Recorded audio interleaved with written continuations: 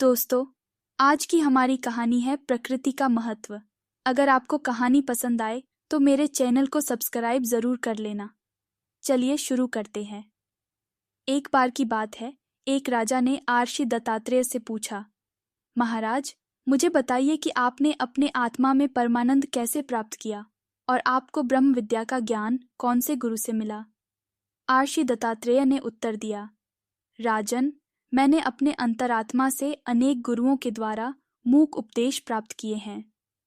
राजा ने जानने की कोशिश की कि इन गुरुओं के बारे में अधिक जानकारी प्राप्त करे, तो दत्तात्रेय ने यह बताया, ये गुरु हैं पृथ्वी, वायु, आकाश, जल, अग्नि, समुद्र, चंद्रमा, सूर्य, मधुमक्खी आदि।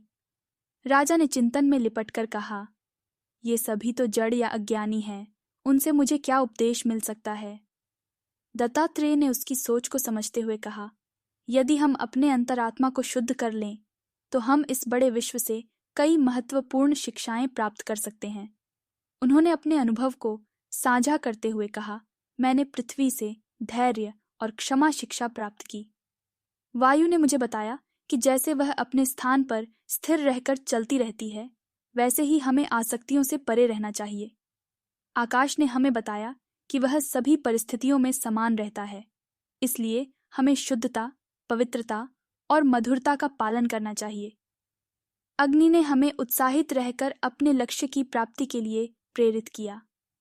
समुद्र ने हमें यह सिखाया कि हमें सुख और दुख में समान भाव रखना चाहिए, जैसे वह वर्षा और गर्मियों में नहीं बदलता।